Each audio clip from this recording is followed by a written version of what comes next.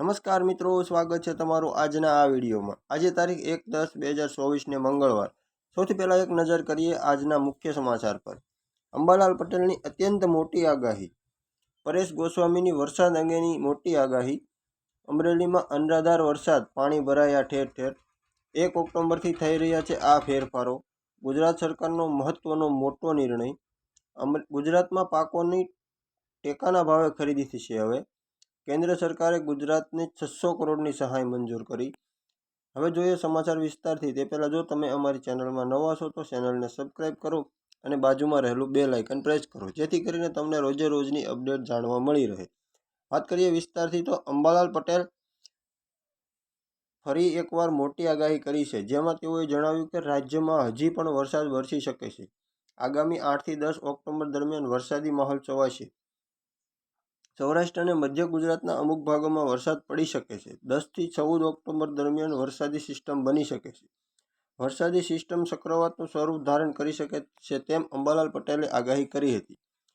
વાત કરીએ પરેશ ગોસ્વામીની આગાહી વિશે તો છેલ્લા થોડા દિવસોથી મેઘરાજા ફરી મહેરબાન થયા છે, ત્યારે હવામાન નિષ્ણાત પરેશ ગોસ્વામીએ જણાવ્યું છે કે સાયક્લોનિક સર્ક્યુલેશનને કારણે વરસાદ પડશે। પૂર્વ સૌરાષ્ટ્ર, દક્ષિણ ગુજરાતમાં ભારે વરસાદની સંભાવના છે। વડોદરા સહિત મધ્ય ગુજરાતમાં વરસાદ પડી શકે છે। વરસાદની સિસ્ટમ ગુજરાતની ખૂબ જ નજીક છે, તેના અમુક ભાગો ગુજરાતમાં પણ આવ્યા છે। ગુજરાતમાં આજે અને આવતીકાલે સારો વરસાદ વરસી શકે છે। વાત કરીએ અમરેલીમાં અનરાધાર વરસાદ વિશે તો સતત બીજા દિવસે અમરેલીમાં વરસાદ પડ્યો છે। છેલ્લા 1 કલાકથી અમરેલીમાં શહેરમાં કડાકા ભડાકા સાથે ધોધમાર વરસાદ પડી રહ્યો છે, જેના કારણે ઘણા વિસ્તારોમાં પાણી ભરાયા છે। અમરેલીના 5 જેટલી જગ્યાએ પાર્ટી પ્લોટના નવરાત્રીનું આયોજન થયું છે। તેવામાં દિવસથી વરસાદનું સ્વરૂપ જોતા આયોજકોની ચિંતા વધી છે। અમરેલી શહેર ઉપરાંત ધારી, બગસરા સહિતના સમગ્ર પંથકમાં વરસાદ પડ્યો છે। વાત કરીએ 1 ઓક્ટોબરથી થઈ રહ્યા છે ફેરફાર તે વિશે તો ઘરેલું અથવા કોમર્શિયલ ગેસ સિલિન્ડર કિંમતમાં ફેરફાર જાહેર થશે। સુકન્યા સમૃદ્ધિ યોજના નિયમો ફેરફાર થવાના છે। જે ખાતામાં કાયદેસર માતા પિતા દ્વારા ખોલાયો ન હતા, એ ખાતાઓ હવે ફરજિયાત માતા પિતાના નામે ટ્રાન્સફર કરવાના રહેશે। એચડીએફસી બેંક ક્રેડિટ કાર્ડને લઈને બેંક કેટલાક ક્રેડિટ કાર્ડના લોયલ્ટી પ્રોગ્રામ અંગે ફેરફારો કર્યા છે, જે આવતીકાલથી લાગુ થશે। ગુજરાત સરકારનો મહત્વનો મોટો નિર્ણય।